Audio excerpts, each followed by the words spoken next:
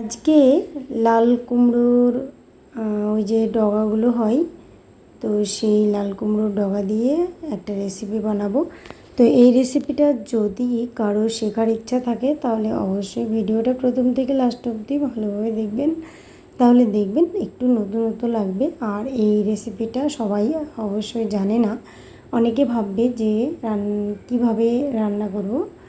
তো এটা আমি অনেক রকমভাবেই করা যায়, তো আমি একটা নতুন প্রসেসে রান্না করছি। এটা অনেকেই জানেন, আবার অনেকে নাও জানতে পারেন। তো আমি এই ডাঁটাগুলোকে ভালোভাবে ছিলে নিয়েছিলাম। তো নেওয়ার পরেও সুন্দরভাবে কুচি করে নিয়ে ভালোভাবে ধুয়ে নিচ্ছি।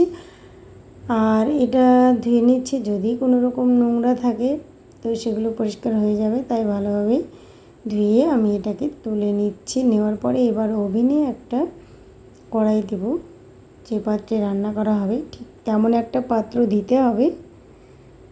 তো দেওয়ার পরেই এখানে আমি 1 বাটি মতো জল দিয়ে দেব।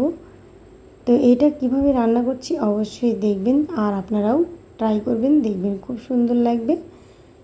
তো আমি জলটাকে গরম করতে দিয়েছি, দেওয়ার পরে মসুর ডাল নিয়েছিলাম, নেওয়ার পরে ওটাকে ভালোভাবে একটু ধুয়ে নিচ্ছি। ধুয়ে নিলে যাই হোক মসুর ডালের একটা যে নোংরা জল বার হয় সেটা পরিষ্কার হয়ে যাবে। আর ডালটা তখন ওই জলের মধ্যে দিয়ে দিলাম। দিয়ে দেওয়ার পরে এখানে আমার কাঁচা লঙ্কা ছিল না, তাই শুকনো লঙ্কা আর সঙ্গে ওই যে কুমড়োর যে ডগাগুলো কেটেছিলাম সেগুলো, তো কুমড়োর শাক, এগুলো দিয়ে দিলাম। দিয়ে দেওয়ার পরে এবার এখানে 1 চামচ তেল দিয়ে দিচ্ছি, কেননা মসুর ডাল আছে, তো তার জন্য 1 চামচ তেল দিয়ে দিলাম। তো দেওয়ার পরে এটাকে ঢাকা দিয়ে কিছুক্ষণ পরে দেখলাম যে খুব সুন্দরভাবে ফুটে উঠেছে। তারপরে এটাকে আরও অনেকক্ষণ ধরে একটু সিদ্ধ করে নিতে হবে। ডাল, শাক, পাতা ওগুলো খুব সুন্দরভাবে সিদ্ধ হয়ে উঠবে। আর এটা দেখতে কেমন লাগছে, কিন্তু এটা রান্না করার পরে অনেক সুন্দর লাগবে। আর এটা দিয়েই কিন্তু পুরো ভাত খেয়ে নেওয়া যাবে। তো যাই হোক আমার ওটা সিদ্ধ হয়ে গেছে খুব সুন্দরভাবে। আমি ওটাকে একটু নাড়িয়ে নিলাম। নেওয়ার পরে একটু হলুদ গুঁড়ো, সঙ্গে স্বাদ মতো লবণ, এগুলোকে দিয়ে ভালোভাবে মিশিয়ে নিচ্ছি। নেওয়ার পরে কতটা মানে গাঢ় হয়ে গেছে, তো আমি এতটা গাঢ় করতে চাই না, একটু জল দিয়ে অবশ্যই এটাকে পাতলা করে নিব। আপনারা চাইলে যেমন যতটা প্রয়োজন ততটা করবেন, খুব বেশি মানে যাদের বেশি দরকার বেশি করবেন। তো যাই হোক আমি এখানে আমার প্রয়োজন মতো করেছি। তবে আমি এটাকে পুরো শেষ করে দিয়েছি, যে এতটুকু নষ্ট হয়নি, খুব সুন্দর লেগেছিল।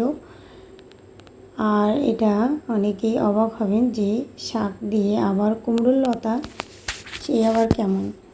তো এটা যদি একবার রান্না করে খেয়ে দেখেন তাহলে খুব সুন্দর লাগবে। তো যাই হোক ওটা যখন ফুটে উঠলো একটু, তখন আমি নামিয়ে রাখলাম। রাখার পরে কড়াই দিয়ে দেওয়ার পরে একটু তেল দিয়ে দিলাম।